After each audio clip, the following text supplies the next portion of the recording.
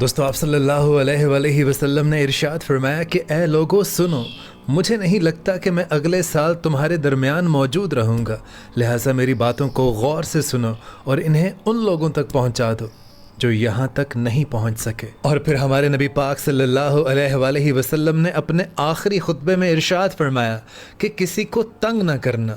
کسی کا نقصان نہ کرنا، تاکہ تم بھی محفوظ رہ سکو۔ اور پھر آپ نے ارشاد فرمایا کہ یاد رکھو تمہیں اللہ سے ملنا ہے اور اللہ تم سے تمہارے اعمال کے بارے میں سوال کرے گا۔ اور پھر آپ نے ارشاد فرمایا کہ اللہ نے سود کو ختم کر دیا ہے، اس لیے آج سے سارا سود ختم کر دو۔ اور پھر آپ نے ارشاد فرمایا کہ تم عورتوں پر حق رکھتے ہو اور وہ بھی تم پر حق رکھتی ہیں، جب وہ اپنے حقوق پورا کر رہی ہوں تو تم بھی ان کے ساری ذمہ داریاں پوری کرو۔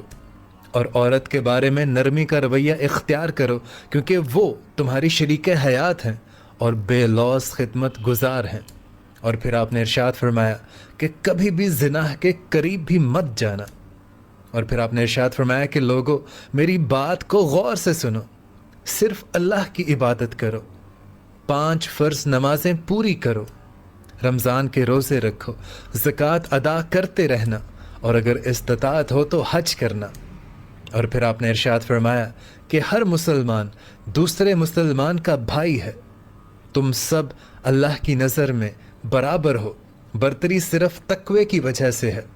اور یاد رکھو تم سب کو ایک دن اللہ کے سامنے اپنے اعمال کا جواب دینے کے لیے حاضر ہونا ہے، لہٰذا خبردار رہو،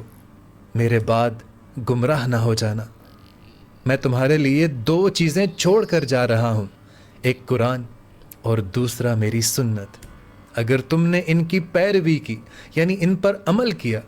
تو تم کبھی بھی گمراہ نہیں ہوگے۔ اور پھر آپ صلی اللہ علیہ وآلہ وسلم نے ارشاد فرمایا کہ اے لوگو یاد رکھو اب میرے بعد اور کوئی نبی نہیں آنے والا،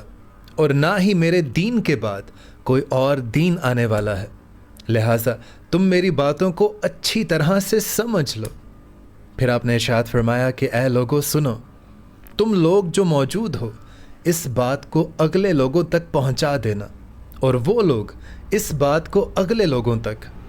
اور یہ بہت ممکن ہے کہ بعد میں آنے والے میری بات کو پہلے والوں سے زیادہ بہتر سمجھ کر عمل کر سکیں۔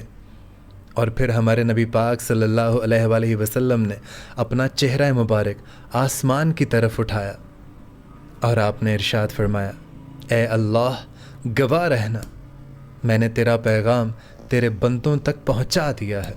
میں نے تیرا دین آج ان لوگوں پر مکمل کر دیا ہے۔ دوستو یہ وہ آخری خطبہ تھا ہمارے نبی پاک صلی اللہ علیہ وآلہ وسلم کا جو انہوں نے اپنی امت کے لیے چھوڑا، اور اس میں 3 چیزیں بہت ضروری آپ صلی اللہ علیہ وسلم نے ارشاد فرمائی کہ میں 2 چیزیں اپنی امت کے لیے چھوڑ کر جا رہا ہوں، یعنی ایک قرآن اور دوسرا میری سنت کی پیروی کرتے رہنا۔ اور افسوس ہم نے قرآن کو بھی چھوڑ دیا ہے اور اپنے نبی پاک کی سنت کی پیروی کرنا بھی چھوڑتے جا رہے ہیں۔